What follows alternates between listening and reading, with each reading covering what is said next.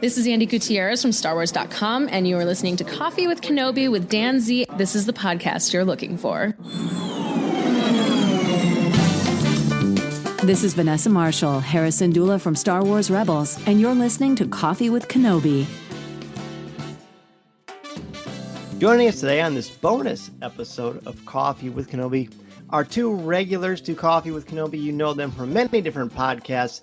First, let's bring in, he calls himself the mercenary of podcasting, but I just think he's too lovable to be a mercenary. That's Ross Hollebon. Ross, what's up, buddy? Welcome back to the show. Dan, awesome to be here and super fun to talk Andor after this long of a wait. And it's good to be back on CWK as I'm traipsing around other areas as well. See, I think you're my favorite mercenary. I just wanted you to know. That's great. I'll remember that. Okay, that's their next tattoo. Dan's favorite mercenary.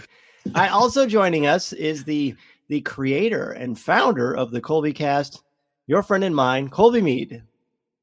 Well, that makes me sound way more important than I am, and I'll take it. I'll be honest. I'm gonna print up T-shirts. One that says Ross is our favorite mercenary, and yes, another one that is Colby is the founder and creator of the Colby Cast. I like it. I like it. I can just see the plaque now. It's going to be really nice. All right, gentlemen. So the first 3 episodes of Andor dropped this week. I was just kind of waiting and saving a deep dive for Facebook Live next week, honestly, because it's really, really hard to give each episode credit when they're so long, and when the time is short and the episodes are longer than you maybe initially expected. But there was so much great discourse going on online and at school and in our homes and things like that. I needed to talk about it, and you two came to mind right away. I value your opinions as Star Wars fans and as intelligent people. So I want to talk about the first 3 episodes of Andor. We won't have as much time because we still want to get the show to a normal amount of time as we always do. But I want to talk about each one. I'd like to get each of your grades for each individual letter episode and sort of overall reactions to the first 3 episodes that you've seen in general. So 3 individual grades and then overall reaction to the 3 episodes in general. And Ross, we'll just keep it in order. Let's start with you. The show episodes are, as you all know, the first episode is called Kassa, the second is called That Would Be Me, and the third one is called Reckoning. Yeah, so I think I'll go for episode 1, I'll go a solid B. Episode 2, I'll go B+. Okay. And episode 3, I'll go A-. Maybe it should only be a B+. I think there's so much more in store. As much as I love what's happening already, I just think it's going to keep getting better. So it's hard to give out the superlative grades right off the bat. Okay. I appreciate that. And overall reactions? Overall reactions to the first 3 episodes in general? It's exactly what I was hoping for. And then maybe a little bit more even. So it's that gritty, that rough. Like Rogue One is my favorite Star Wars film, and I love the characters from it. I love the fact that it's the expansion not only on Andor, but what made Andor. And as we're waiting for other characters still to get involved, there's so much great Star Wars DNA in this already, without going too heavy into, the hidden pieces, the Easter eggs, the surprise pieces that cause so much joy in other series. But I like the fact that maybe we don't have to think about that as much in this one. Okay. Interesting start, my friend. Interesting start. Colby, what about you? Individual letter grade for each one and then overall reactions. So anybody that has heard me talk to you on this show or heard any of the episodes of the Colby Cast knows that I refuse to be very committed to anything, really. Like, I'll put Star Wars as my favorite movie, and I mean Star Wars 1 through 9 and all the rest of it. That's the way I roll. So I look at these 3 episodes as sort of a big movie, like a 90-minute movie. So I'm going to give an overall grade for the 3 of them, and then I'll tell you what I mean by breaking it up. I'm going to give. I'm getting a note from the producer. We're not allowing that. Yeah. Okay. Thank you. So you're going to have to give an individual one. is cool. Okay, so No, he's fishing in the Carolinas or something. Well, because Corey does not like ties, so I'm sure he just hates the way I go about these things. I'm going to go backwards, actually. So for the third episode, I'm giving that an A+ right out the gate. Just I couldn't take my eyes off the screen for most of that episode, and I thought it was a wonderful culmination of what the first two led it to, and I thought it was such a wonderful payoff. The second one, I'm going to go ahead with a B+, and the first one I'll give an A for an overall average of A. Is that how that works? Sure. I really enjoyed the fact, and don't get me wrong, I love lightsabers. I love the Force. I love stormtroopers. This had none of it, and I was still all on board. I was so intrigued by the world that they're building in this little Andor pocket and all the characters that we got introduced in his world, and immediately they made them feel very important to the whole thing. And I was so impressed and just sort of giddy about the whole thing. I'm looking forward to seeing what happens next. Very good. All right. I appreciate that. So grade wise for me, this is tricky. Full disclosure, I've seen the first 4 episodes. I actually saw them in late July. So this has been something I've had a lot of time to think about. And I still don't know where I'm at, interestingly enough. I would say for Kassa, the first episode, I really like it, but I'm going to give it a B-, and I'll explain why. That would be me. I would give an A-, and then Reckoning is an A+. I would go so far as to say it's essential viewing for fans of entertainment. I think it's terrific. It's absolutely terrific. As far as my feelings on the series overall, I really like it a lot. I don't know what I expected. There are some things that make me take pause that I know we'll talk about throughout the show today and probably throughout the season. I guess I don't really know the answer to that. I think as a character piece, it's extraordinary. I think it's an extremely slow burn. And in my personal opinion, my guess, and I have no inside knowledge on this, my guess is that's why they released the first 3 right off the bat, because they didn't want people to think it was just going to be like a slow series, because it isn't. It isn't. The 3rd episode shows us that very much. So I think it's fascinating, but I think it raises a lot of important questions about what does it mean to be a Star Wars show that I want to talk about as we progress. So we've talked about overall reactions. Let's just break them down individually. So Kassa, Ross, is where we meet Cassie and Andor right off the bat. And I think we need to be honest. Let's talk about the first 10 minutes of the episode. And tell me what the three of you, I'm looking at myself as I'm talking. I didn't suddenly talk in a third person. Tell me what you both thought about the first 10 minutes of the episode, because there are a lot of firsts in Star Wars. So the first thing I thought right out of the bat, and it made me love it so much, and I thought of the two of you as I was looking at it, is it made me think of Rebels and that connector that they always had, like when they were going out into the fields of Lothal from downtown. It's like, that's what I felt Andor was in, with those lights coming down on him.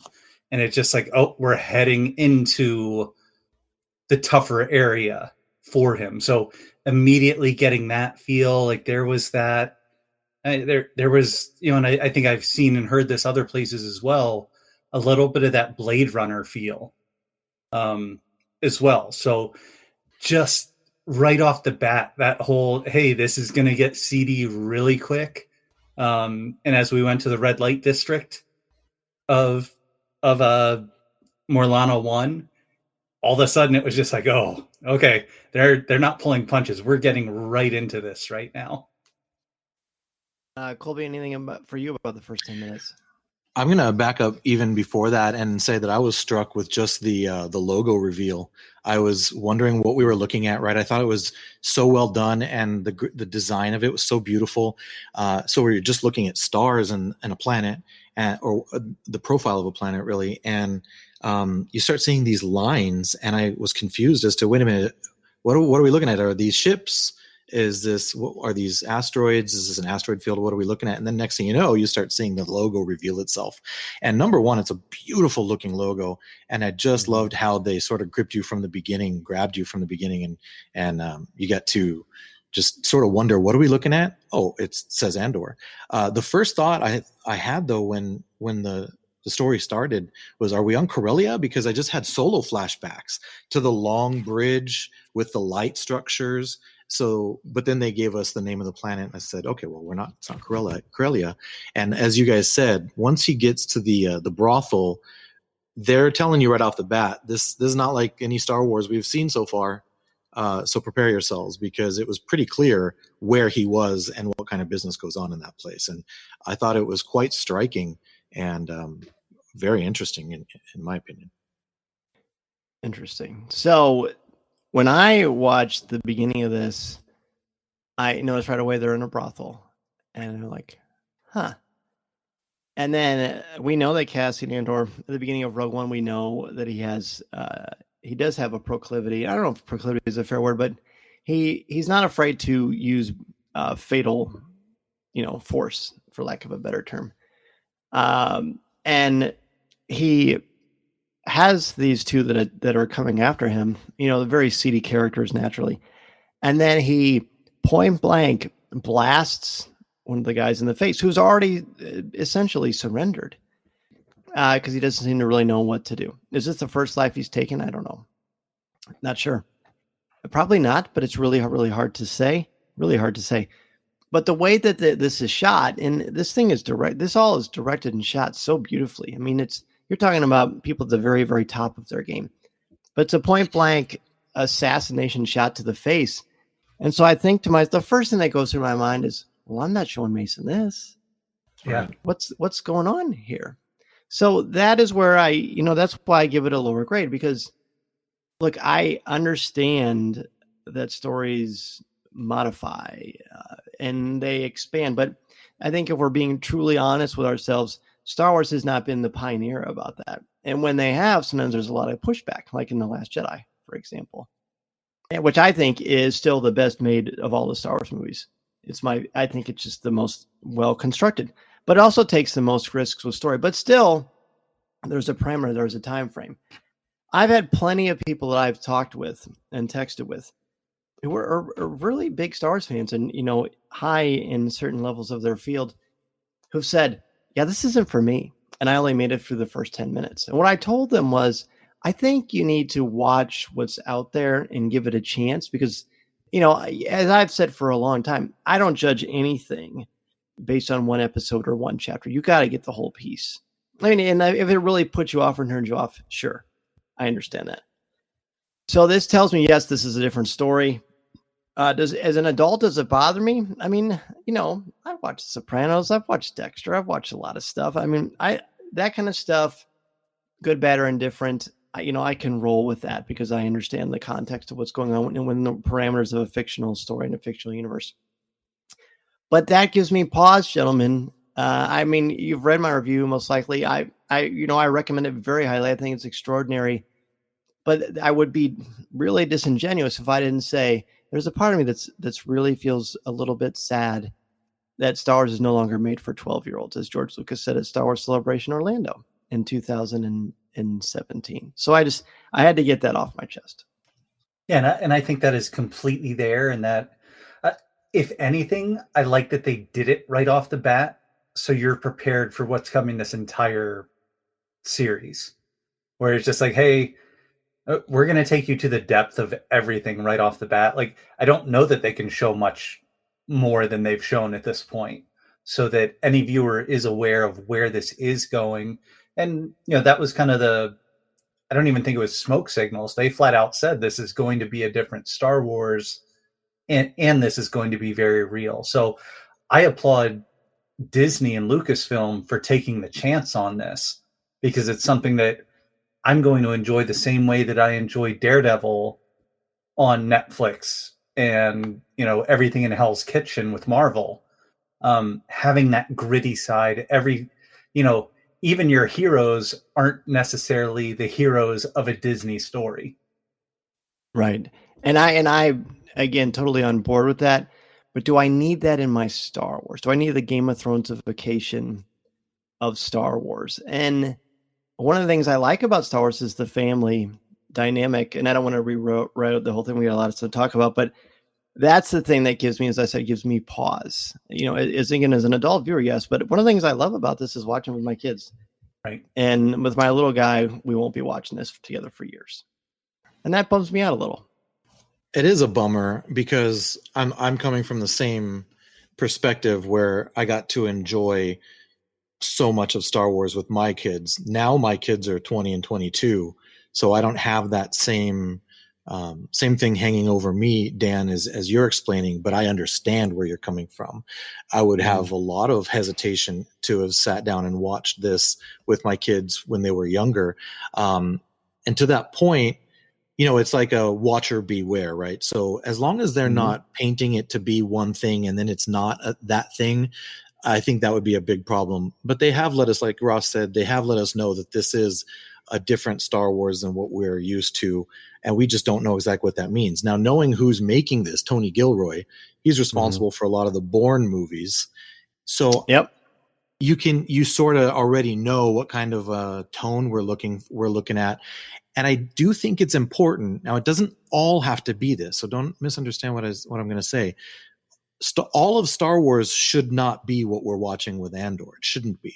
But at the same time, to keep it fresh, to keep the stories relevant, they do need to start branching out into other types of genres and storytelling to keep it like Marvel moving. does. Like Marvel. It's a very good point. Exactly. Marvel has the luxury of being able to do all kinds of crazy, zany stuff. Star Wars shouldn't do that. But this is a spy thriller in the Star Wars galaxy. This is a Jason Bourne story in my mind. And if they weren't to do the things that they've done so far, then they wouldn't be true to that type of story. So again, your point is a very good one about not being able to enjoy it with the youngsters. But if they're going to make a type of story like this, then they really do need to follow it through to the conclusions that those type of stories make. Right, and I think that they will. So let's just talk about things that really stood out or worked for you. Highlights from this first episode, Ross. Just the setting, how real it is, how you can tell that they're there and that they're living in it. It's kind of like the feeling I'm watching, the people of Ferrix go through and live in their city the same way that I get and have done with the two of you, walk through Batuu. You're walking around and you're seeing, here's the architecture, here's the stores, here's how people are just around here living. And it just felt very authentic in that Star Wars fashion. So getting that right off the bat and knowing, I love everything that happens with the volume, but I love seeing it not being the volume for this one. So getting those different ways of storytelling so that the next one, when the volume comes back, that's fresh again. And you're getting those opportunities and just, you feel the dirt there. You feel as they're ripping things apart. Like I'm thinking of Cal Kestis. I'm thinking of Miggs Mayfield as they're, working in their areas, tearing apart ships and doing things. So seeing that happen here, it builds off of Star Wars without saying, hey, we're doing it this way and we're doing it that way.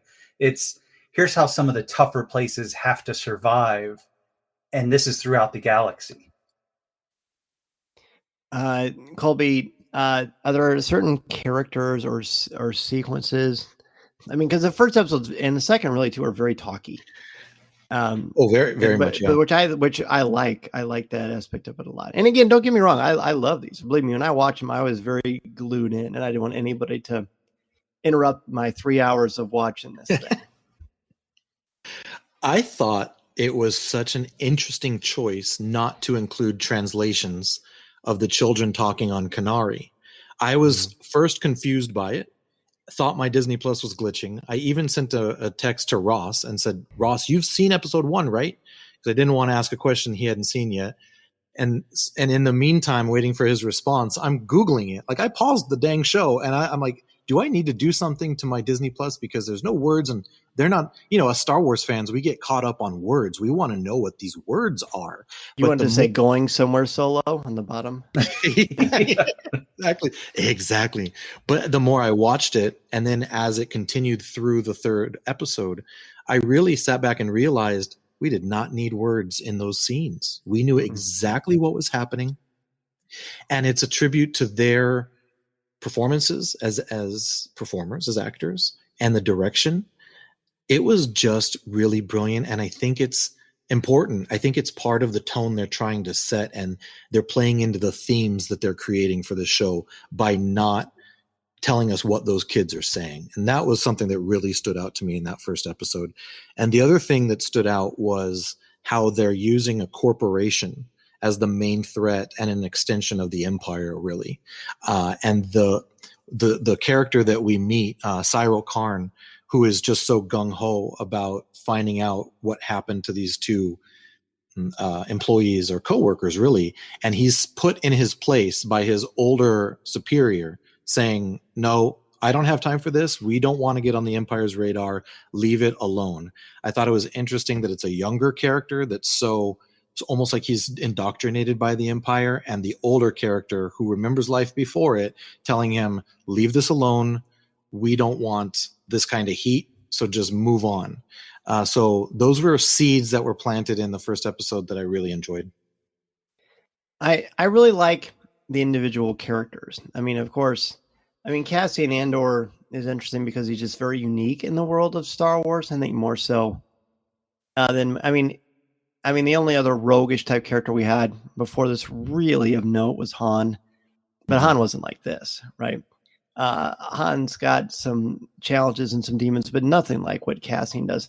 So Cassian has a lot of relationships on this planet. Bix Kayleen, I think she is a standout, played by Adria Arjona. I'm not sure if I'm pronouncing that exactly correctly, but you can tell the two of them have a very long, lengthy, complicated history with one another.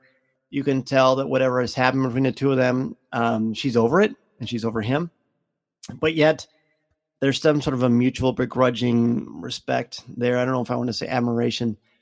I really like that. But I think a standout for me is Cyril Karn, played by Kyle Soler. He is the deputy inspector for the corporate authority on the planet Morlana 1. And he gets wind of this right off the bat. You get this interesting dynamic of his superior saying, I know there was something there. Leave it alone. We're just going to stay out of this. But he has this compulsion in him to do something about it. And it jumps into this interesting dynamic of layers. We've seen a lot of villains in the world of Star Wars. But this guy appears to have a little bit of dimension to him. And I don't think you can honestly say that about some of the villains in Star Wars. Vader, of course. The Emperor doesn't really have dimensions. He's just mean. There's no secret. There's no growth. There's no change. He's been mean from the day he was born to the day he dies, or whatever time he dies, if you're keeping score at home. But I think he's a fascinating character. And that's one of the things I wrote about in my review. I really like that every character that we see has got dimension to them. And that's sophisticated storytelling that jumps out to me. Yeah, and I think with Karn taking it that step further, he got piping put into his uniform. He had it, he is the Empire in that regard, where everyone else is fine being a little bit more schlubbish, and he's just like, no, I'm going to be to the T's, even in he's this bought uniform. into the posters. He's bought into the propaganda. So he's all in on that, and yeah, like you're both saying, like it is the power of him and what I think so interesting in him. And I'll leave some of this until the conversation later, but how eager he is to be loud and energetic and go after the people in the office about what they should be doing. And, wearing his leadership hat so heavy in there versus what we see a little bit later on. Yeah. There's quite a different perspective there. All right. So, anything else you want? Is there anything that didn't work in the first episode? I've been pretty vocal about the challenges I had with the first episode. Was there anything that maybe fell short for you, or do you want to move on to the second one? I'll say just it's sort of a non-issue because they did release 3, but I'm living, if I could take my brain and put it into a world where this is the only episode we got, we're having a very different conversation, I think, everywhere all over the place, because this is the first act to a 3-act movie, in my opinion. And it did a lot of very good things. And it accomplished a lot of things. But when those credits rolled, I was really relieved because I had another episode to play immediately. And I'm not sure that I would have felt that if this was the first episode we got. So good job on the release. I would be fascinating to see what the rhetoric would be like if we only got this first one. I personally would like the first one because I, of course, love ambiguity. But I could see where that would be kind of a head scratch for people. Ross, what about you? Anything that didn't work in the first one? Or should we move on? I don't think there's anything that didn't work, but one point that I didn't bring up is that they mentioned the Wobani run. So Tim talking to Bix saying, hey, they're going to make a Wobani run. Do we want anything? And Wobani is the labor camp that Jyn Erso is held captive later on. So that's the one thing where I was just like, they still snuck an Easter egg in here, but it's just, it's not, it doesn't feel like an Easter egg the same way. It seems very real. So I loved being the Rogue One fan. I immediately stopped and it was like, I need to confirm this because I'm pretty certain that's what Wobani is. Yes, absolutely.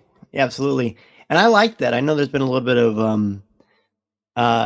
some vocality about, there aren't a lot of Easter eggs, but I don't, so what? It's going to connect when it's ready to connect. Let them tell their story. This is Vanessa Marshall, and you're listening to Coffee with Kenobi.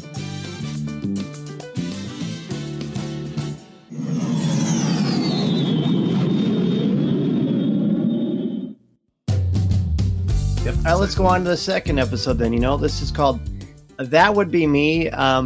Stakes are raised. Some fascinating things happen character-wise, and there's one sequence that I really, really enjoyed. Well, let's go in reverse order this time. Colby, let's start with you. Let's standouts, things, highs, things that really work for you in this second episode. Anything you want to bring up? One word, Marva. I really like Marva, and I like how they handled her her introduction. There's mystery there. We're not quite clear on what the relationship is. We have your new favorite droid, Dan B2 EMO. Yep, my second tattoo, Retro Chopper. So he's sort of connecting Cassian and Marva, and I just liked the dynamic and the relationship between her and Cassian when we got to see it in that second episode. And a lot happened in that second episode, but I always like new characters. I love seeing anything new in the Star Wars galaxy. I'm just loving it. And we got so many cool new characters in Obi-Wan Kenobi, and it seems like we're getting the same here in this story. And Marva is one of the ones I'm really interested in. So her introduction and just her performance was something that stood out to me. Okay. Ross, what about you? Yeah, I think right off the bat, the establishing shot of the mining operation on Canary. And that's something that, again, Colby and I were texting a little bit, and I was like, oh, this just reminds me of A New Dawn. The novel immediately, and kind of the planet where they were spending a lot of time, and again, just kind of these natural resources being exploited by the Empire, because it's all about building wealth. It's all about how can we control this, and we're just going to burn through it, and then we'll leave the planet behind as trash. So I think seeing that immensity and how we have these, I was thinking Lord of the Flies the entire time I'm seeing this little tribe of kids running around. So they're like a friendly Lord of the Flies. But seeing how innocent they are for the most part, but then having to see how this land has been decimated. I think that puts things in perspective there. Agreed. And we haven't even brought up a couple of other characters. We haven't brought up Deirdre Miro. She is a supervisor within the ISB, the Imperial Security Bureau, that we first really got to know really well in Star Wars Rebels, as you mentioned earlier. And what I like about her, and we see this throughout these 3 episodes, is that everybody's got their own little angle. Everybody's got their own little story, their own little way of looking at the Empire or looking at sort of the framework of what the galaxy has dealt them in the universe. And I really like seeing the other perspectives. I love when we get to read fictional accounts of the Empire where you're sometimes asked to think about things from the Imperial point of view, like in Lost Stars, for example, Claudia Gray's book. I find that really interesting and dynamic. But we also meet Stellan Skarsgård's character, Luthen Rail, and we'll talk about him a lot more in the next episode. But I love his introduction and how we don't know much about him, and he's very mysterious and a little ominous. I think what this show continues to do really, really well is bring you to this place where you just don't know who to trust. And so you're put in a perspective of Cassian's. But then we've got this. It's not really a love triangle because I think Cassian's too far in his own way. But we've got Cassian, we've got Bix, and then her love interest. I can't think of his name off the bat. Tim. Oh, gee. I mean, the most normal Star Wars name. But two M's to throw it off. Yeah. So obviously the situation there is just one of the lowest basis human emotions, jealousy, right? And it causes him to make a decision that he is going to really regret. And, he's a despicable character, but you also can understand his point of view. And remind me, is this the episode where we see a scene we've never seen in Star Wars before? The second episode, or is it the third one? No, it's the second one. If the one you're talking about where Bix showed up to Tim's house after meeting Cassian. Yep, that's another Star Wars first. So you've got a brothel, you've got a point to the face assassination, and then you've got a love scene, you've got a sex scene that is obviously not very salacious, but there's definitely no misunderstanding what is going on. So another first in Star Wars right off the bat. Yep. Yeah, and I thought that was fascinating just to see how they approach that, and I think that takes it into that extra reality that kind of gets glossed over a lot of times, where it's just like, hey, we're telling the story, and seeing behind the scenes stuff for The Empire Strikes Back, where the kiss between Han and Leia could symbolize sex in a way, but that's as far as Star Wars was ever going to take it, and now we're here, and it's just like, wow, okay, this is happening.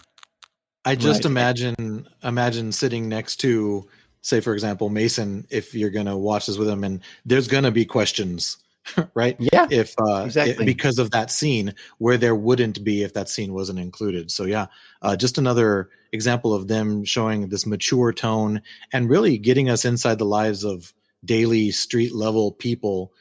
Because to be honest, in the movies, there's no time for that kind of stuff. Like you said, Ross, Han and Leia kiss, and now hey, they're in love. Let's go with it, right? But this is a whole other thing. Right. Yeah. It's interesting. It brings up some more questions, I think, that I brought up earlier. Is there anything that didn't work for you two in this episode?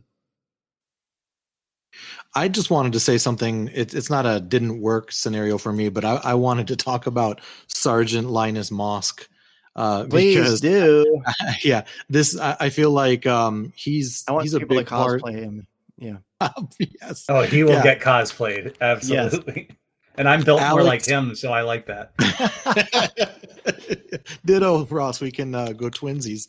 Alex Ferns, he is just sold out for this role. He is giving it his all, and he's the perfect ally for Cyril, because Cyril, I don't think he needs anybody pumping his tires, because he believes in what he's doing. He got a lot of pushback from a lot of people, and it didn't stop him. But then you bring Linus along, and he's throwing some coaxium into that hyperdrive for Linus, right? Because he is just pumping those tires, and the two of them together are Gordy go-hards. Like, they are not going to be stopped.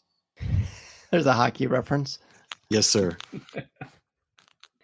Ross, anything about this episode that you want to bring up? Yeah, I mean, I just enjoyed. I think B2 is interesting to me. I don't know that, like, we like to have our droids in Star Wars, so of course we need another one here. Yes. Again, I don't know how important at least yet. But I also think it's very important to see how Cassian, his best relationships in the two things we've seen him in now are both with droids and droids that care about him. That's so a good point. I think that that's really showing something where he has a hard time. We watch him going from place to place and person to person saying, hey, I really need this. I'm not borrowing money this time. I'm not, he's burned through like every sentient being he can, but he knows he can always count on his droid. And his droids tend to show him a little bit more affection than a droid typically would. So I found that very interesting. And I mean, I may think about K2SO once in a while. So yeah, factoring him into it as well. You kind of can't get away from him. Yeah, just look on your arm, right? Right. He's right there peeking up, telling me to climb. So B2, I think, is even less of a character than the Falcon, and B2 is a droid. So, well, I'm sure that'll come up throughout Coffee with Kenobi's conversations.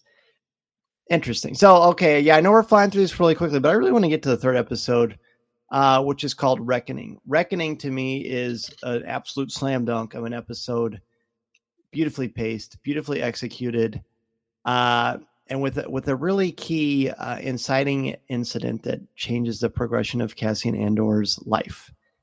So, Ross, where do you want to take it from here, my man? I mean, where do we want to take it from here? It is just that the tension is building. It is palpable in the streets. It is the glares that you're getting. It is that, it's that fantastic. I don't know if he's the town crier or the timekeeper. Oh, isn't that cool? That's up in the tower, and he makes art of that hammer every time he does it and goes through his process to do it. And I think that just helps lead us into the clanging. And when I think of this episode, I will always just think of that clanging and wrapping in there, like old war movies, things like that, where tribal groups and things like that try and intimidate with that noise. And then how Marva gets into it and really needles the two soldiers that stay with her about it and getting under their skin and saying, oh, you don't want to know what happens when it stops. So that I think even that just progression there sets up the rest of the action that's going to occur that we can all talk about. Colby? I was going to talk about the clanging too, and it was so effective, just the tension that was being built up because of it, and then the restraint that the director of the episode showed by hanging on people's faces, not being in a hurry once the clanging stopped, right? So we were going through minutes and minutes and minutes of, chaos. We get the big action scene with Luthen and Cassian with I thought it was very effective with all the swinging gears and chains. The blasters are going. We're getting this fight, and all the while this clanging is going on, and then it stops, and then I kept waiting for something to explode. I didn't know what it was going to be, but it never came, right? Yeah, we got the explosion of the ship that was sabotaged. But it wasn't the payoff of the clanging. So I just thought it was such a creative way to show this community protecting themselves in the face of violence without violence. They hid. Their best defense was to play with the heads of the people that were there attacking and shut everything down, make it a ghost town. And even Linus said in another first for Star Wars, because I don't think the 4-letter S word has ever been muttered, but he did. Even he said, we're surrounded. They're thinking people are going to pop out of windows and just start shooting. And that never happened. And I thought it made it so tense. And then the payoff came when Cassian and Luthen escaped, right? So we don't get a big town-wide shootout or big blow, things exploding, but it's when they escaped is when that tension was able to be released. And I thought that was wonderful. The thing though that, and I don't know if we're going to get to it specifically, I'll just mention it here though. The final minutes where they're cutting between Marva saving Cassian on Kenari and Cassian leaving with Luthen, I think was so emotional and so profound, because in both cases, number one, they're shot beautifully. The lighting is gorgeous. The music is slamming home the emotion of the moment. But in both cases, Cassian's life is changing directions, and they keep on going back and forth. And to put the bow on it, the last thing you see is Marva looking back to child Cassian, but instead we see adult Cassian now looking forward. And boy, oh boy, I mean, if that's not art, I don't know what is. Oh, yeah, that's well said. Well said. I would love to talk to Chris Kempshall, who was on the show a few weeks ago, about what he sees here. When I watched specifically the sequence with the Empire, they're kind of slowly trying to exercise, their full force and their authority on this planet, and walking around and eventually starting to execute people. The way people fight back against them is a great little snapshot into, hey, as tough as the Empire is and as big as their net is, some fish swim through and they're not scared. And it reminds me so much of the colonials fighting against the British, the massive British Empire. And, you've got a future history teacher here that we're on the line with. And, that's a fascinating thing. To me, in American history, I'm most interested in the Revolutionary War. And I just saw a lot of remnants of that there. And I'd love to hear what Chris thinks about that as well. So I really like that. But to me, the stuff with Cassian and Luthen is absolute gold. It's cinema gold. Their chemistry, the fact that they both want the same thing, but Luthen is very honed and sharpened and polished like this beautiful blade. And Cassian's like this rusty, raw dagger that just swings around at everything. Effective, but completely ineffective without any direction or anything. And Luthen helps to point him in the right direction. And the way they recruit him, and then that action sequence, I think, is spellbindingly great. I've seen it several times. I can't get enough of it. The choreography, the fact that it's so unorthodox and unexpected, much like Cassian himself. It's a wonderful metaphor for the kind of the energy that is inside of him, for all this anger he has for what is presumably what has happened to him when he was younger, and who knows what's happening between that point and where he is now in the story 5 years before Rogue One.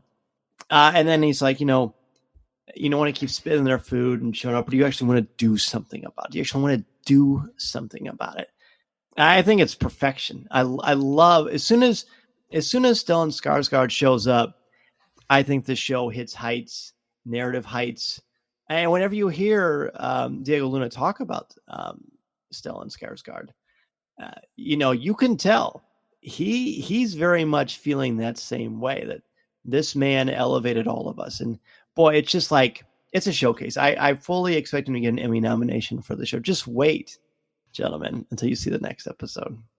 Oh boy. Yeah. I can't wait. Like, it's so, yeah, there's so much excitement there. But what's very cool about that scene as well is when they re-released Rogue One in the IMAX theaters and showed a special section of Andor, it was that 8 minutes that they showed on the IMAX screen.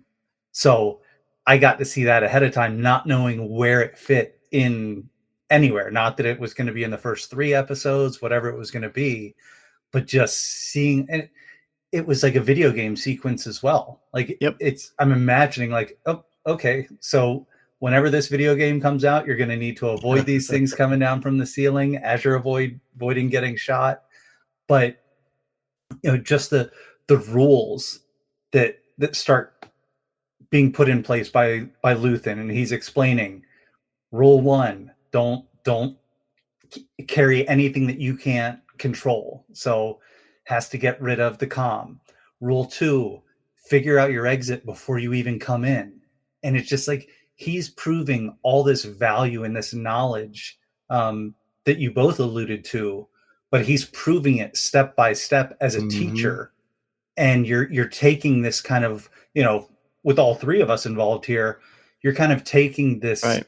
student who you can tell has raw talent and is smart and is hungry and just needs that polish to get him to where Luthen is. And again, just beautiful and heart-wrenching at the same time, because what's going on, Colby, with the part you talked about towards the end. I think even just before that, we're looking at the face. That's where Marva's crying. That's when we're looking at Brasso. That's when we're looking at her. She has the cut on her head. Bix. We're looking at Bix, and she's got the cut on her head after watching her boyfriend get shot and go through all of that. All that screams to me is they all know what's coming, because, even though they didn't necessarily act on things, the Empire's going to pay attention now. Yeah. So what's going to happen in the city? And is that what Andor's thinking as that final shot goes of, the last time someone rescued me from a planet, I don't know that anyone survived. Is he worried about that again right now? Mm. If I could just go back to Luthen here for a second, sure, and just bring up the fact that he has really cool stuff. He has a really cool looking ship. I think David W. Collins was the voice of the ship. That's if right. I'm not mistaken. You are not. So kudos to David. And then that walking stick thing that ends up being a retractable blade. To me, it almost looked like a lightsaber. Right? And it's almost a nod, because it's got this really nice ornate handle. It retracts and goes, but it also looked like the lightsabers that they first used to film the Alec Guinness and Darth Vader scene, because they would put the reflective tape. It had, to me, I thought of that when I saw it. I thought that's cool. Whether it's intentional or not, it's fun. It was a nice thing. But the ramifications that you were talking about, Ross, with the characters knowing what's going to happen next, no character slammed home the point more, I think, than Cyril, because he realized, after all was said and done, boy, oh boy, did I step in it. This is not what we needed. And his face alone just told of those emotions. And Linus is freaking out, screaming, we got to go. And he's frozen. Cyril is just frozen, because he knows there's a innocent man that's been killed. How many corpos are dead? All after, and he didn't even catch the guy he was after. And he was told not to do any of this. Oh, he's in trouble. Everybody is in over their head. Everybody. Yep. Good, bad, gray. Good is a relative term in this series. So we don't have much time left. But this is the question I want to close with. And I want you to give me your honest answer. I know that you both will. We've only seen 3 episodes. Is this Star Wars? Yes or no? And please tell me why, whatever your answer is. Ross, go ahead. Yeah, so I'm gonna go the Ahsoka path on here. It is, I believe in gray Jedi. Like, there's good guys, there's bad guys, but there's everything in between. And I think Star Wars has done a great job, especially more recently, and especially probably in the books and some of the animation, of straddling that middle ground. And I think this is just this might be in another direction, but this is Star Wars. This is just not the Star Wars that we always get to see. Like, these are those stories, this is level 1313 stuff that exists below Coruscant, that, we always see what's happening up on Coruscant at the upper levels, but this is what's happening in the depths, and it's there, and it's easy to ignore. But I love the fact that it is getting some play, and we are seeing it. So from a, yes, it exists, Star Wars, yes. From a, I guess, entertainment perspective, it's a little different there. So it is a new Star Wars, I think, is probably the right way to say it. I think that's a good answer. Is there a certain thing, if you had to explain to people, tangible, what tangibly can you pull out of it that says, yeah, this is Star Wars? Or is there a theme that you see? And again, it might be too early to answer fully. It's kind of a tricky question because I don't know if you can really answer it yet. And I think you did a great job so far. So we're just going to wrap up the show. Great. Happy to help there. I mean, I'll always go to hope. You see hope in this? I don't see a lot of hope in this. It's not quite the same. It isn't the Princess Leia hope, but it is that belief of I can make something happen. It's Brasso telling Cassian, make yourself useful. It is Marva not leaving this kid behind on this planet who her partner's just like, no, just leave him. She's like, no, the Republic will kill him. So there is, even these people that aren't going the completely positive path or on the right side of the law necessarily, some of them are still doing the right thing. And you need those people to carry on that path in order to hit that tipping point to make other people have hope and care, because you need people that are willing to do the dirty work. Colby? Is this Star Wars, and what evidence can you show me that it is, or that it isn't? So since Ross was thrown on the sacrificial altar first, it gave me time to actually think. So Tom would have hated to answer that question. I do think it is Star Wars, and the reason I'll tell you the theme that is present that makes me feel that way, and I'll follow up with a second thought. The theme that's there is the underdog refusing to stop fighting the powerful, the powerless that will not stop fighting the powerful. And that has been, I think it's my favorite part of Star Wars from the beginning. It's the small person that will never give up. And that's hope, right? That is hope. Even if it may not be poetic, this is gritty and dirty. There are still characters here that refuse to live the life that the Empire is forcing them to live. And I think that that's in the DNA of Star Wars. Another thing, the follow-up point I have to that is that George Lucas, while he has said many times that Star Wars is for 12-year-olds, he's right. He also created a mythology, a galaxy, a framework of storytelling that literally anything can happen. Literally. This is space fantasy with laser swords and people running around in robes. But it also allows for, Ross, you said it, I thought of it too, level 1313. He was developing a television show where he wanted to explore the underbelly of the Star Wars galaxy. Now, I don't think he would have done it like this. This is not the way George Lucas would have made that show. But the presence of that undying spirit to fight against the oppressor, and the ability that George gave everyone to tell stories in this large sandbox, I'm on board. This is Star Wars. Okay. What do you both think I'm going to say? No. I think you're going to go yes, even if you have points against it. I think you're both right. It is because it says Star Wars Andor. That's it. But then you have to dissect. So from a literal perspective, of course, it is. But as you both said very well, it's so different from what we've seen before.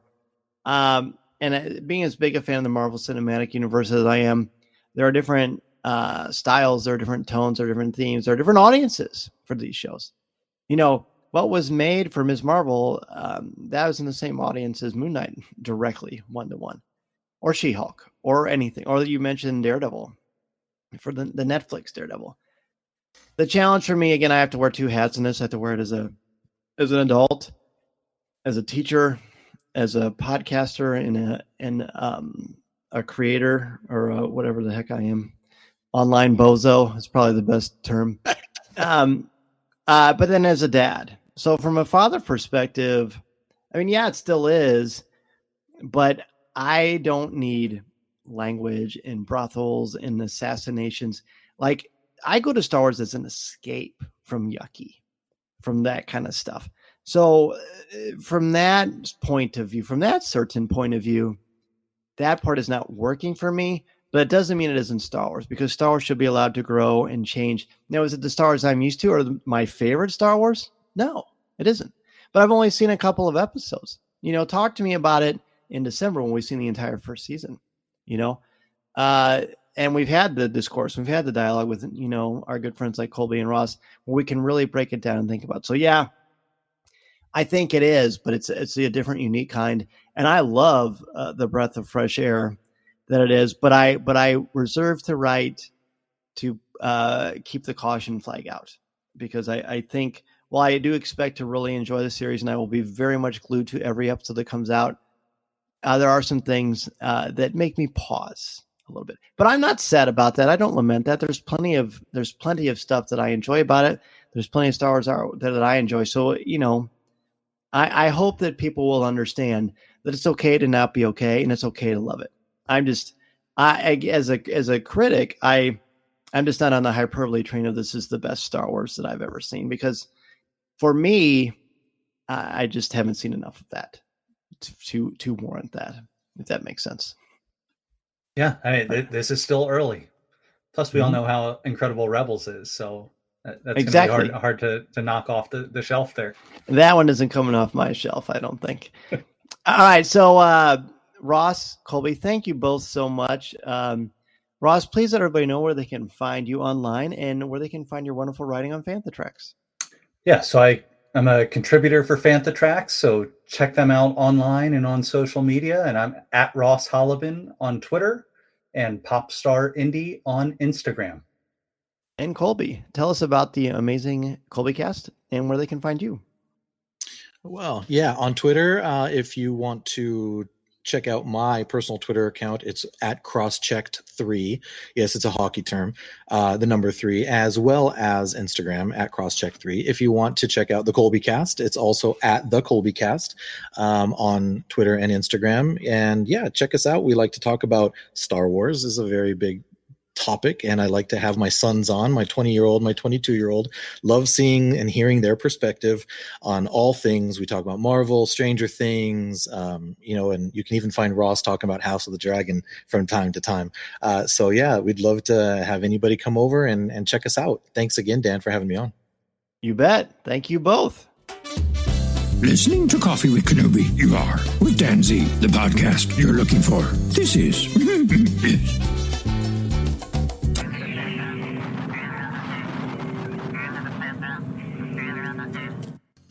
This podcast is not endorsed by the Walt Disney Company or Lucasfilm Limited. It is intended for entertainment and informational purposes only. The official Star Wars website can be found at www.starwars.com. Star Wars, all names, sounds, and any other Star Wars-related items are registered trademarks and/or copyrights of Disney and their respective trademark and copyright holders. All original content of this podcast is the intellectual property of Coffee with Kenobi unless otherwise indicated. This is the podcast you're looking for. There's no one here.